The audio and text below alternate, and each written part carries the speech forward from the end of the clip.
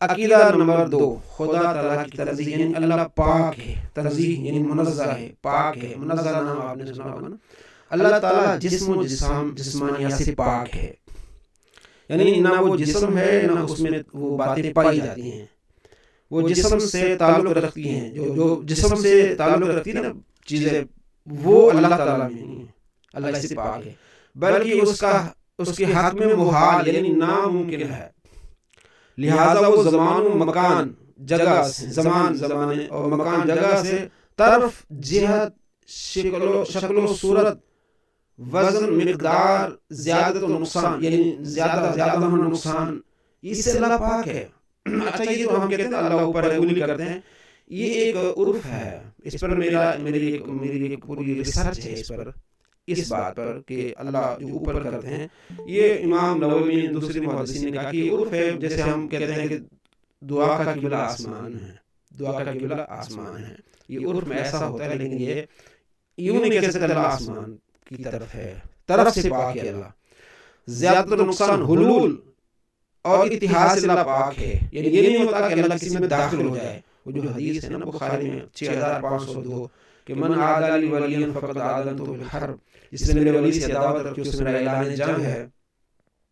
تو ولی وہ ہوتا ہے جو فرائض مکمل کر کے نوافل کی کثرت کرتا ہے، پھر میں اس کے ہاتھ بن جاتا ہوں،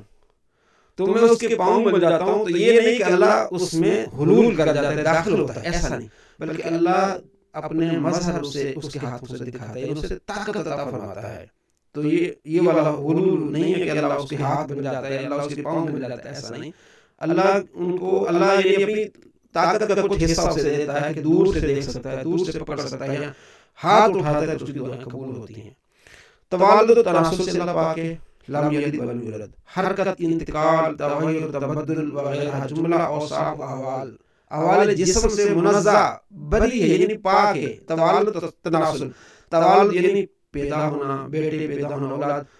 تناسل توالد یعنی کسی کا بیٹا ہونا، تناسل اس کی نسل نکلنا، حرکت، انتقال، تغیر، ایک بھائی نے کہا تھا کہ اردو ہے تھوڑا مزید اس کی وضاحت کرنے، تو میں دوبارہ اس لیے کر رہا ہوں۔ اچھا، اور حرکت، انقطال، تغیر و تبدل،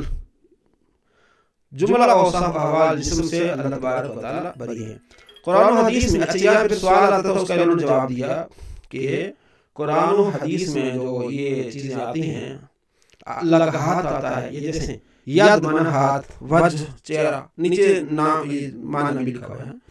رجل جیسے ٹانگ، دیہ جیسے ہنسنا،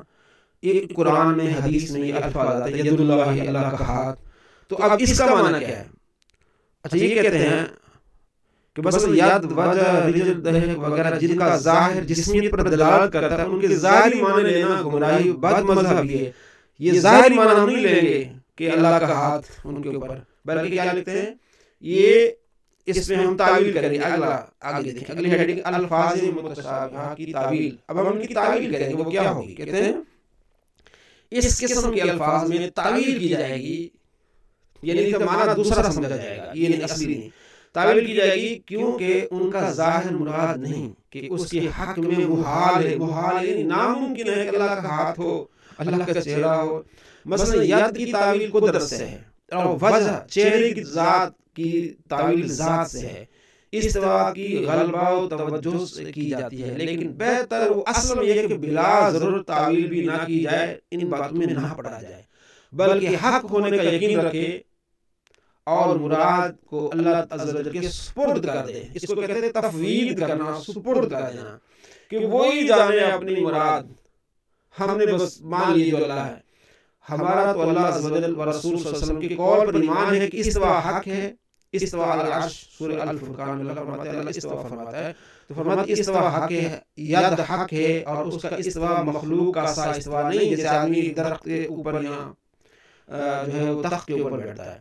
اس کا ید مخلوق سا ید نہیں، یعنی مخلوق کیسا ہاتھ نہیں، ید ہاتھ، اس کا ید یعنی اللہ کا ہاتھ مخلوق کا سا ید نہیں، یعنی مخلوق کی طرح اللہ کا ہاتھ نہیں ہے، بلکہ کہ اللہ ان پر رحم فرمائے گا، کرم فرمائے گا۔ اس کا کلام دیکھنا سننا مخلوق کا سا نہیں، مخلوق جیسا نہیں، مخلوق میرے کان ہیں، میں آپ کو سن رہا ہوں، آپ کے کان آپ مجھے سن رہے ہیں۔ عقیدہ نمبر 3، اللہ تعالیٰ کی ذات و صفات نہ مخلوق ہے نہ مقدور، نہ مخلوق ہے نہ مقدور کہ اس پر قدرت حاصل کی جائے، پکڑا جائے، لیا جائے۔ نمبر 4، کیا چیزیں حادث ہیں اور کیا قدیم ہیں؟ حادث کون سی ہیں پھر اور قدیم کون سی ہیں؟